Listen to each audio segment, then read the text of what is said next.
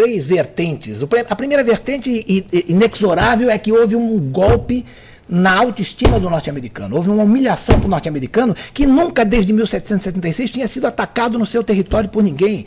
1776 foi a Guerra Civil, as tropas britânicas entraram, de lá para cá, nunca mais. Houve o episódio de Pearl Harbor, que o professor Paulo lembrou, mas a 5 mil milhas, no território é território norte-americano, os japoneses atacaram o norte-americano, mas atacaram no Havaí, é diferente. Então, ninguém, aquele sentimento, eu também várias vezes fui aos Estados Unidos, o que o americano tinha de melhor, aquele sentimento de impunidade, de imunidade, de aqui ninguém me ataca, enfim, aquilo foi inexoravelmente, o americano vergou, de repente ele percebeu que o mundo não era tão seguro como ele imaginava.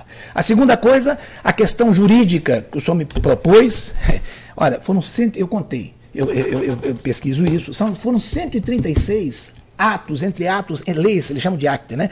Entre leis novas e adaptações de leis antigas para restringir o direito de ir e vir nos Estados Unidos, o direito de informações, o direito de imigração, que ficou fortemente restritivo, eu diria até quase exclusivo, ou seja, excluído, né? Hoje em dia, então foram 136 leis. O habeas corpus, né? O habeas corpus, que é o mais sério deles. O direito eles nunca tiveram, de prenderem sem o mandado judicial. Então, tudo isso abalou o devido processo legal, e tudo isso em nome de uma coisa do terror. Vamos combater o terror e em nome da segurança nacional. Nós já sabíamos o que era isso, porque nós tivemos o golpe de 1964 e a ditadura e tal, nós sabíamos o que era o ato institucional, mas realmente a coisa é por aí. Eles modificaram completamente a estrutura jurídica norte-americana, de tal modo que só quem passou pela humilhação de ser revistado no aeroporto até o sapato e ter que tirar praticamente o paletó, sabe o que eu estou falando. Realmente, aquilo foi uma mudança total. E, finalmente, o terceiro aspecto, que o professor Paulo e nós vamos comentar, eu gostaria de comentar um pouquinho mais, é o aspecto econômico, que os Estados Unidos, para financiar essa guerra contra o terror, entre aspas, que eu não sei se a do Iraque seria contra o terror, já está provado que não, né? Tem filmes sobre isso, tem debate sobre isso, tem livros sobre isso. Então, ele gastou $1 trilhão e que, neste momento, estão fazendo esse monstruoso déficit orçamentário que se espalha pelo mundo. Realmente, eu diria, e eu não tinha visto isso até ontem em lugar nenhum. Ontem eu tive a surpresa e a grata satisfação de ver uma jornalista americana, eu trouxe até aqui, foi publicada no Globo, a Dorothy Erzin, que ela diz exatamente isso: Osama Bin Laden venceu a guerra do terror. Não por ter conseguido derrubar as Torres Gêmeas e alvejar o Pentágono. Saiu vencedor porque conseguiu atrair os Estados Unidos para as duas guerras que sangram seus cofres de lapida, enfim. Esse é mais ou menos o tema. Eu acho que até aqui o terror está ganhando. Isso vai ser sempre assim? Aí nós vamos ter que fazer o exercício de futurologia que o Nostradamus faz. Também vamos fazer aqui então o nosso primeiro intervalo no programa. Nós voltamos já já.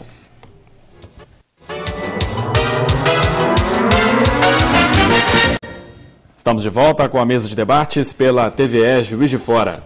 No programa de hoje estamos debatendo as consequências do 11 de setembro, há 10 anos atrás, ontem completaram-se 10 anos dos atentados terroristas contra os Estados Unidos, a queda das Torres Gêmeas do World Trade Center.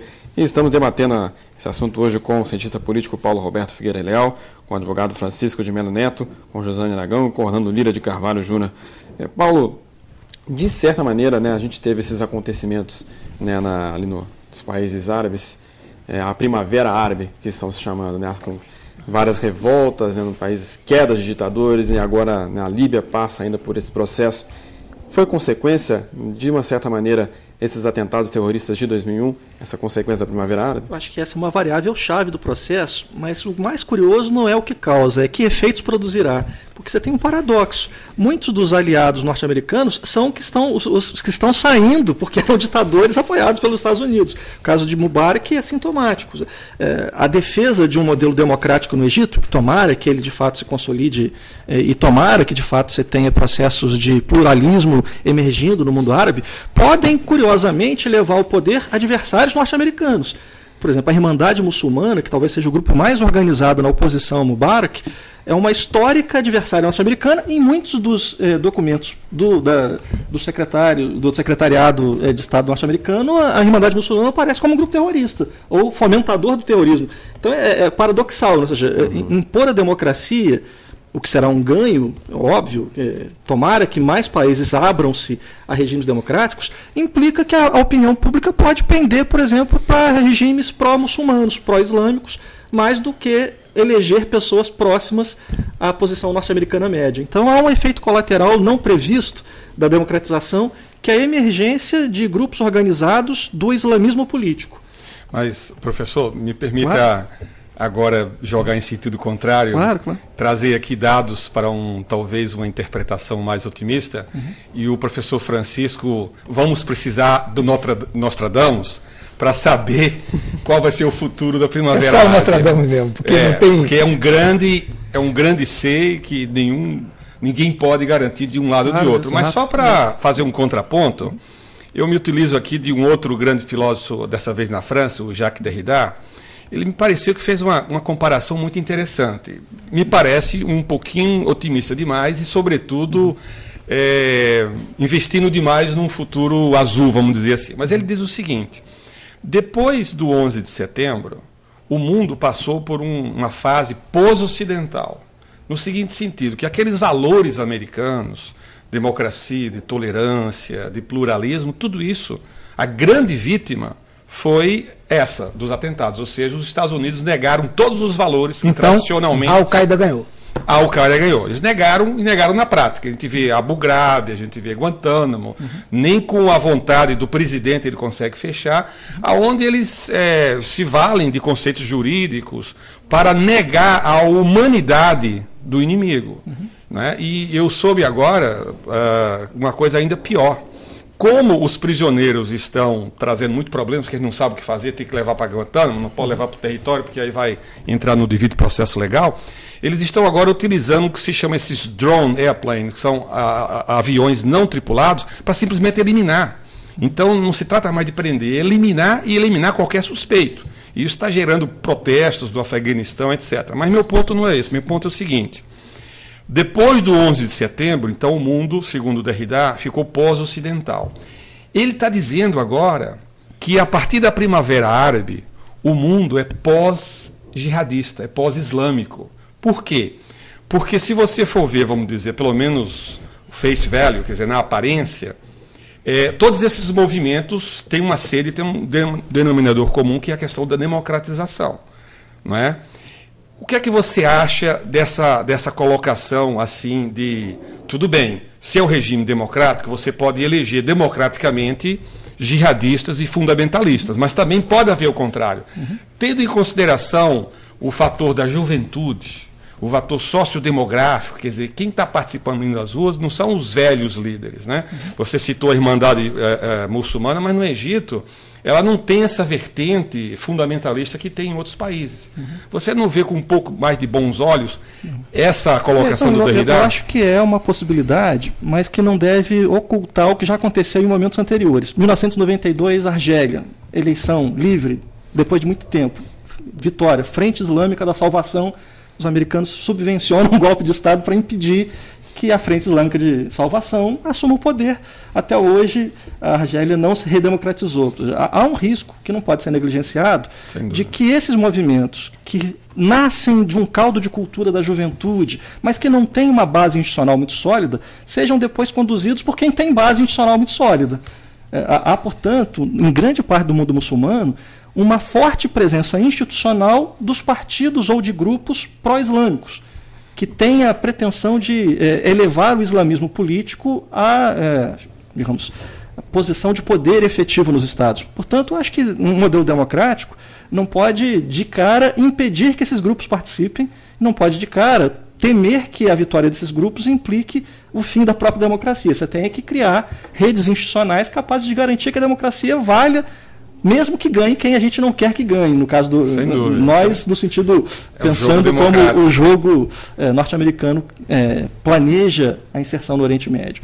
Tomara que tenhamos, de fato, um processo de integração desses grupos ao jogo democrático, e não ao impedimento de que as posições majoritárias façam-se a democracia para matar a democracia. Exato.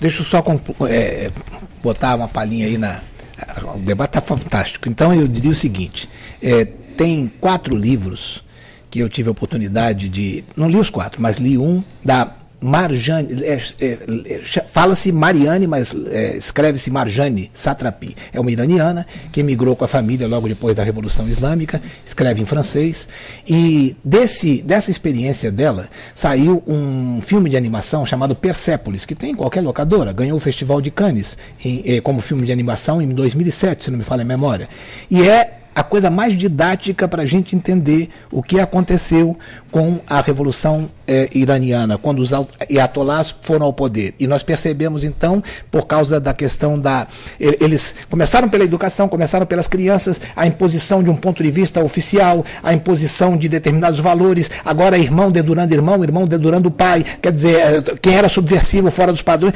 A América, de certa forma, depois do 11 de setembro, virou isso. É exatamente um ponto que não é abordado e que a mim me interessa muito tocar.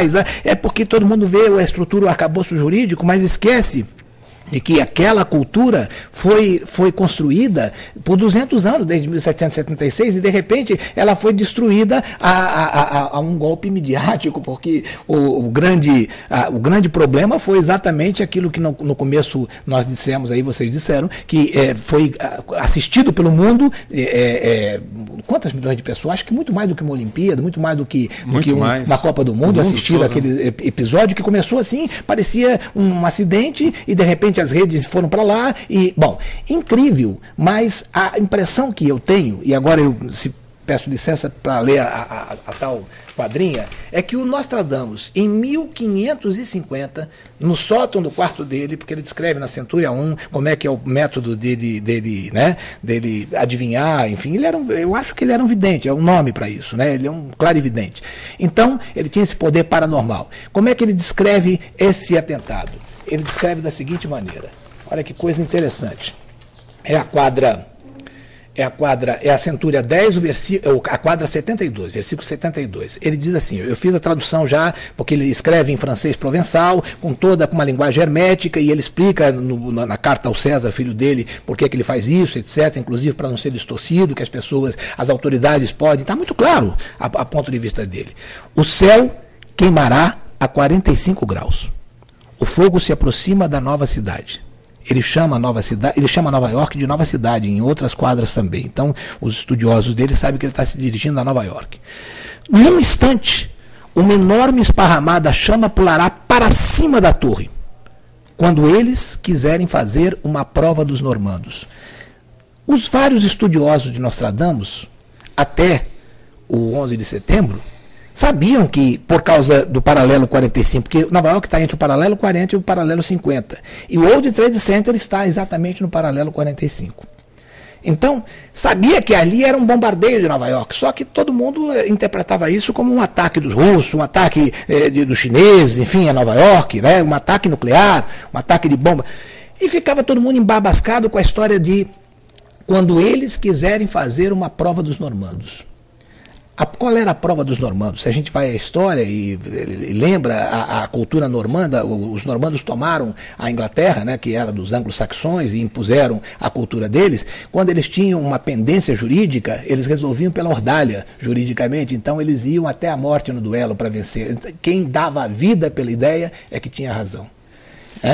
Professor, isso aqui é mesa de debates. Posso fazer uma provocação? Pois não, deve fazer. É muito fácil ser profeta do passado. Eu quero, porque, pelo que o senhor leu, esse trecho ele é polissêmico, as interpretações podem ser múltiplas. Infelizmente, o Nostradamus tem essa particularidade, professor Orlando. A gente só descobre o que ele quer dizer depois que acontece. Exatamente. Mas então, eu trouxe aqui do futuro, hein? Isso aqui é a minha questão. Se faz isso com a Bíblia, se faz isso com o Islã. O senhor não... Mas isso é o defeito da hermenêutica. Não, mas... Cada um bota aí a sua... Agora, o fato hoje todo mundo considera que essa quadrinha 72 da Centúria 10 exatamente descreve isso, porque ele fala tudo. Ele fala que as torres, olha o que ele fala, no instante uma enorme esparramada chama pulará para cima da torre. Então todo mundo ficava embabascado com isso e fazia da adaptação, porque o bombardeio ia produzir um efeito contrário. A prova dos normandos também, essa deixava todo mundo intrigado. A prova dos normandos